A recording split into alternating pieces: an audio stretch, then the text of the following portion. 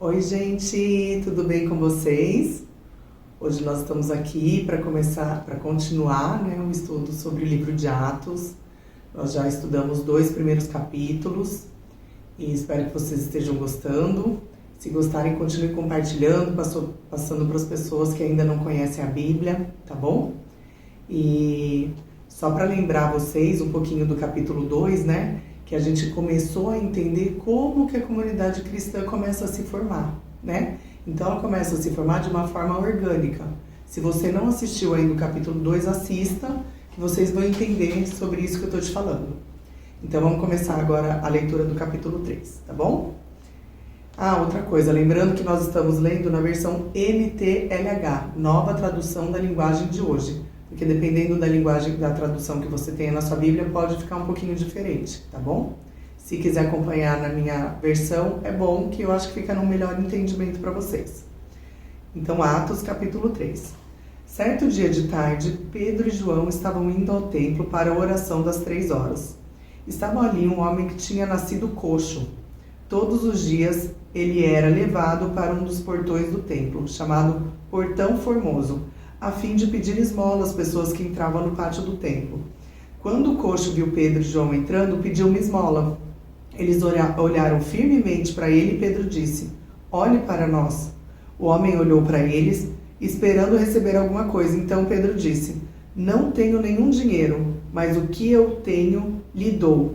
Pelo poder do nome de Jesus Cristo de Nazaré, levante-se e ande." Em seguida, Pedro pegou a mão direita do homem e o ajudou a se levantar. No mesmo instante, os pés e os tornozelos dele ficaram firmes. Então ele deu um pulo, ficou de pé e começou a andar. Depois entrou no pátio do templo com eles, andando, pulando e agradecendo a Deus.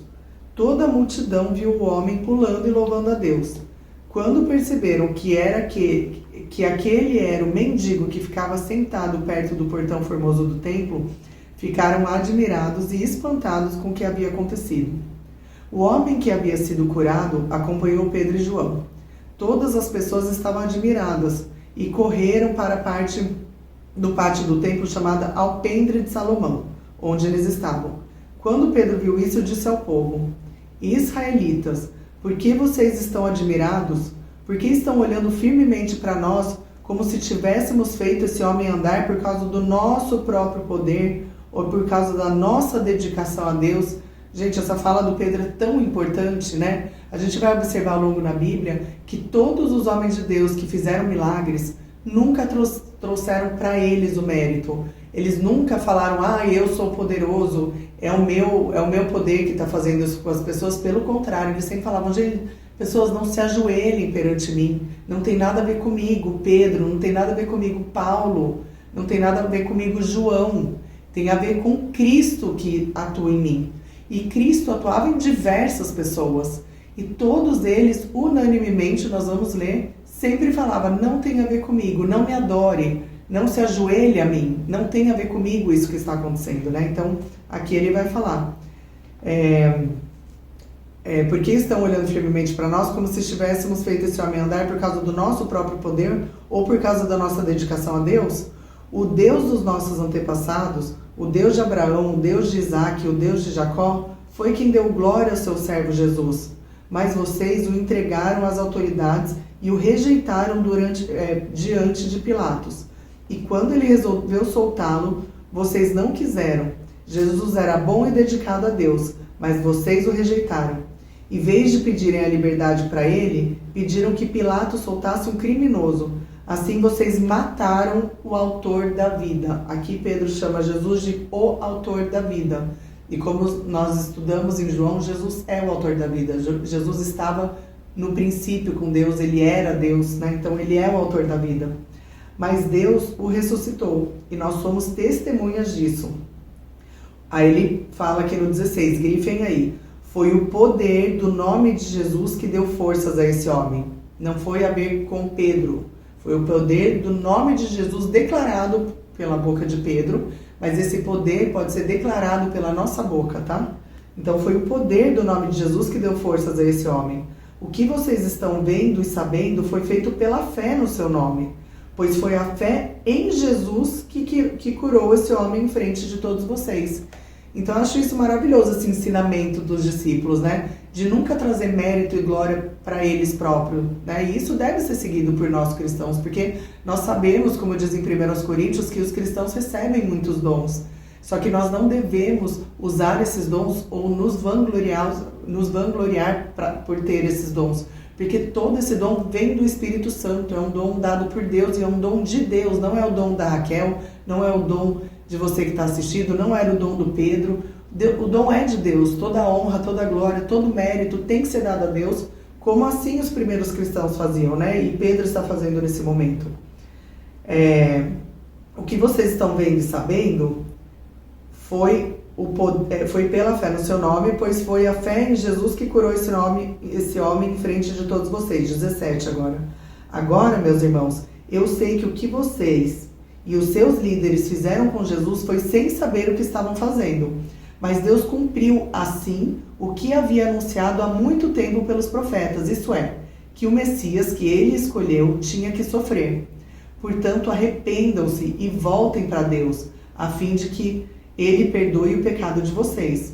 E também para que tempos de nova força espiritual venham do Senhor. E ele mande Jesus, que ele já tinha escolhido para ser o Messias de vocês. Jesus precisa ficar no céu até chegar o tempo em que todas as coisas serão renovadas, como Deus anunciou há muito tempo pelos seus fiéis mensageiros, os profetas.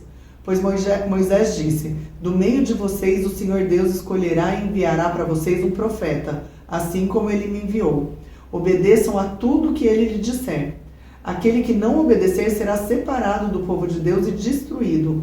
Samuel e todos os profetas que vieram depois dele falaram a respeito desses dias.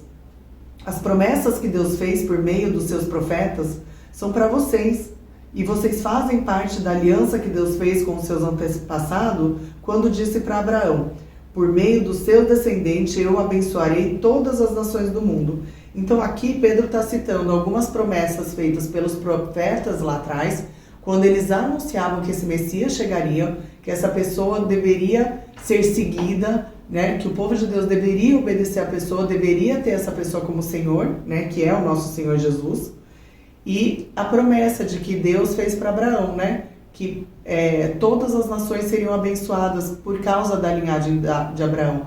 E aí quando você faz toda a genealogia de Jesus, você vê que Abraão, né, é da geração de Davi e o Messias viria de Davi, da geração do rei Davi também.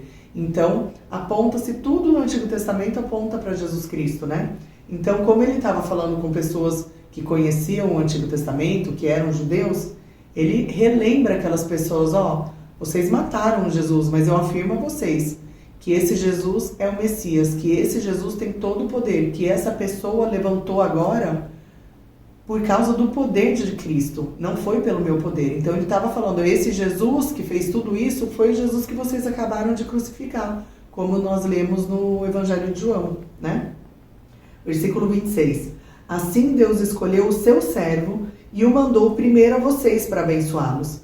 Eu sempre falo isso, né, gente? Por que Deus mandou primeiro Jesus para os judeus, né? Primeiro foi para esse povo? Porque nós temos que lembrar que naquela época os povos eles eram pagãos. Eles adoravam deuses diversos. Eles tinham escrituras muito diferentes de Jacó, de Abraão. Eles não tinham posse do Antigo Testamento. Então, você falar de Antigo Testamento para uma pessoa de uma outra etnia, que não fosse o judeu, ia soar muito estranho. Então, inicialmente, apresentou-se o Messias aos judeus, porque os judeus já esperavam esse Messias há muito tempo, né? E toda a promessa vinha de geração em geração. E depois se espalhou. Nós vamos ler ao longo aqui do livro de Atos, que eles começaram a perceber que o poder de Deus, que Jesus Cristo seria para todos. Mas nesse momento, ainda, que nós estamos aqui no capítulo 3, ainda inicialmente estava sendo pregado para judeus. E isso fazia com que eles sempre se remetessem ao Antigo Testamento para lembrá-los da promessa da vinda desse Messias. E eles sempre tentavam dizer: esse Messias prometido foi Jesus Cristo. Então, 26. Assim Deus escolheu o seu servo e o mandou primeiro a vocês para abençoá-los e para que cada um de vocês abandone os seus pecados. Aí nós já vamos entrar no 4.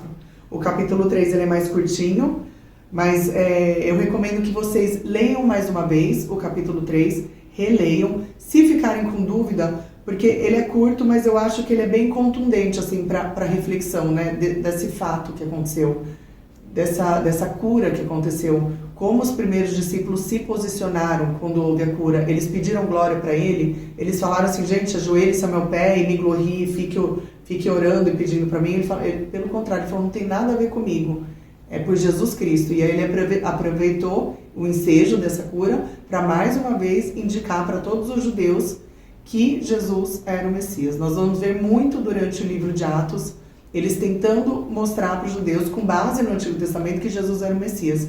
E para isso, o poder do Espírito Santo, né, o poder de cura, o poder de língua, vários poderes que daí, nós, em 1 Coríntios, um pouco mais para frente, é falado muito mais sobre todos esses dons do Espírito Santo. Mas a gente vê ele acontecendo concomitantemente com as explicações dos discípulos. Porque o poder de Deus se apresentava, as pessoas se admiravam, aí eles aproveitavam o ensejo desse poder, das curas, de tudo que eles faziam pelo nome de Jesus Cristo, para fazer com que as pessoas compreendessem, ó, Jesus é o Messias, você precisa dele, você precisa se entregar a ele.